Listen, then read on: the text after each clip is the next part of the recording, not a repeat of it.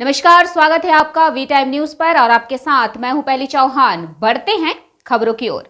आज के दिन बहरामपुर कांग्रेस में भगवान गोला 1 के तृणमूल समर्थकों के 100 परिवारों ने अधीर रंजन चौधरी के हाथों से कांग्रेस का झंडा लेकर राष्ट्रीय कांग्रेस के सदस्य बन गए।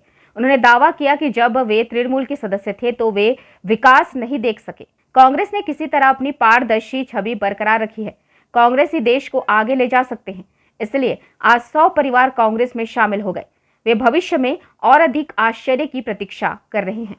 আজকে আপনারা দেখতেই পাচ্ছেন যে মুর্শিদাবাদ জেলা কংগ্রেস ভবনে সম্মানীয় প্রদেশ কংগ্রেস সভাপতি অধীর চৌধুরীর হাত ধরে ভগবানগোলা ওয়ানের গোলাম রসুল, ফরাদ হোসেন প্রামাণিক, মুরাদ হোসেন যার নাম হচ্ছে ববি, মিঠু শেখ, পীযুষ রায় এবং সেলিম খান, এদের নেতৃত্বে 100টি পরিবার তারা আজকে এসে জয়েন করলো। এই 100টি পরিবার মুর্শিদাবাদ জেলা কংগ্রেসে জয়েন করা মানে আপনারা ভেবে নেবেন না যে তৃণমূল থেকে এই 100টি পরিবারই এলো। বড় চমক অপেক্ষা করছে আগামী দিনের জন্য। এরপরে যখন অধীর চৌধুরী যখন ভগবানগোলায় যাবেন তখন সেই চমকটি আপনাদের সামনে পুনঃ প্রকাশ্য হবে। আজকে 100টি পরিবার এখানে জয়েন করলো মুর্শিদাবাদ জেলা কংগ্রেসের ভবনের সামনে।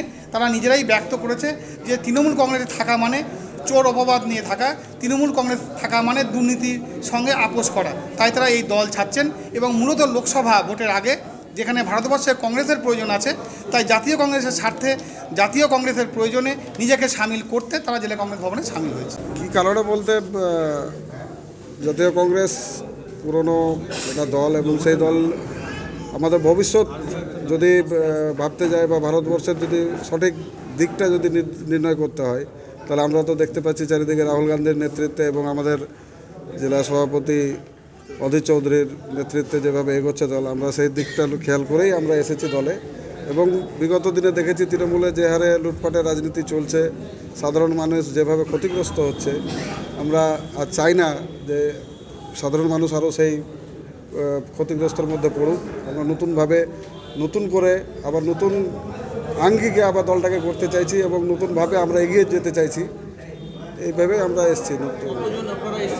আমরা মোটামুটি 100টা পরিবার ঢুকছি এখানে ভগবানগোলা 1। হ্যাঁ, গ্রাম আছে আমাদের এখানে 3-4টে গ্রাম আছে, রামবাগ আছে, মহেশনারায়ণগঞ্জ আছে, হ্যাঁ, আরও 2-3টে গ্রাম আছে। না, আমরা একটু সমর্থক ছিলাম, ও একটা পদে ছিল। আমি আগে তৃণমূল করতাম, গত পঞ্চায়েত থেকে আমি কংগ্রেসে এসেছি। কংগ্রেসে আসার একটাই কারণ যে আজকে আমাদের দেশ খুব খারাপ পরিস্থিতিতে আছে। এই দেশকে বাঁচাবার জন্য, এই স্বচ্ছ ভারত গঠন করার জন্য আমাদেরকে আগামী দিনে সবাইকেই আসতে হবে কংগ্রেসে। আমি কেন, সবাইকেই আসতে হবে। আজ কংগ্রেসই একটা দল যে ভারতবর্ষকে স্বচ্ছ ভারত বানাতে পারবে।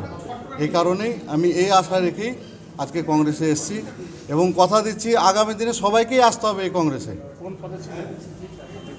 না, আমি কোনো পদে ছিলাম না, আমি তৃণমূলের সমর্থকে ছিলাম। আর আমি কংগ্রেসে গত পঞ্চায়েত থেকেই জয়েন করেছি। আজকে আমি এখানে দাদার কাছে এসেছি অফিসিয়াল এবং আজকে পতাকা আমি ধরলাম। ওগুলো আমার ঠিক জানা নেই, আমি বলতেও পারবো না। আমি বিগত দিনের কথা হ্যাঁ করতাম। না, তৃণমূল আমি গত পঞ্চায়েত থেকে ছিল। আমার ভাই 2014 থেকে 17 অবধি ব্লক প্রেসিডেন্ট ছিল ভগবানগোলা তৃণমূল ব্লক 1। আমি তো প্রথম দিনই বলেছি যে তৃণমূল পার্টি আমাকে হারাতে চাই আর বিজেপি পার্টি তার আসন সংখ্যা বাড়াতে যায়। এখানে বিজেপি পার্টির দুটো প্রার্থী, সেই হিসাবে দিদি আর মোদি তারা একে অপরকে প্রত্যক্ষ পরোক্ষভাবে সহযোগিতা করে অধীর চৌধুরীকে হারাতে চাইছে। সেটা একটু কান পাতলে আপনারা বুঝতে পারবেন এখানকার মানুষ কি বলছে এবং এটা মানুষের কাছে স্পষ্ট হয়ে গেছে।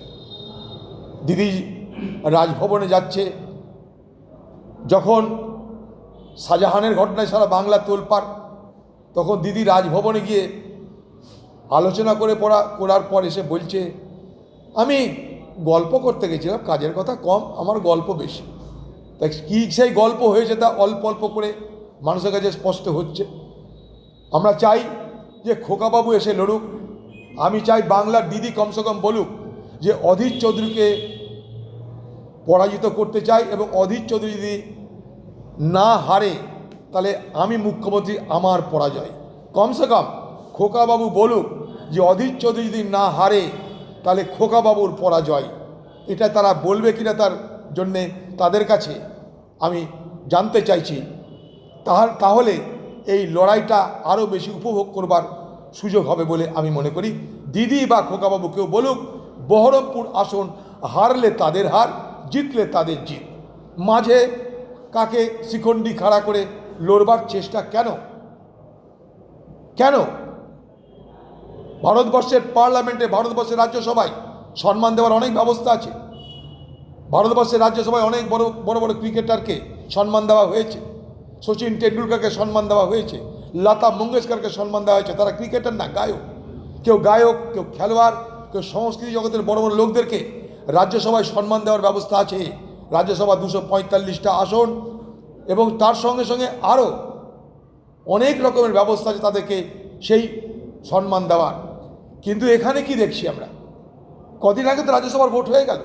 সেই রাজ্যসভার ভোটে তৃণমূল দল তাদের রাজ্যসভার এমপি হিসাবে আজকে তৃণমূলের প্রার্থীকে তো সুযোগ দিতে পারতো, তাহলে তো প্রকৃত সম্মান দেওয়া হতো। তারপরে লড়াতে পারতো। কমসে কম এটাও বলতে পারতো যে লোকসভায় হারলে রাজ্যসভায় তার স্থান সুনিশ্চিত। ভালো লাগতো শুনে। কিন্তু এখানে শিখণ্ডি খাড়া করে তৃণমূল কাকে জেতাতে চাইছে, কার সুবিধা করতে চাইছে, কার নির্দেশ মানতে চাইছে, তা এলাকার মানুষ খুব ভালোভাবে জানে। কারোর বিরুদ্ধে ব্যক্তিগত আমার কোনো অভিযোগ নেই, কে আমার বিরুদ্ধে প্রার্থী তা নিয়ে আমার কোনো অভিযোগ নেই। কিন্তু বিষয়টা হচ্ছে যে আমি চাই এই বহরমপুর আসন যদি হারে তাহলে দিদি বলুক আমার হার, খোকাবাবু বলুক আমার হার। যদি জেতে তাহলে দিদি বলুক আমার জিত, খোকাবাবু বলুক আমার জিত। আমি এইটুকুই শুধু চাইছি। वी टाइम न्यूज के लिए मुर्शिदाबाद से मिलन सरकार की रिपोर्ट।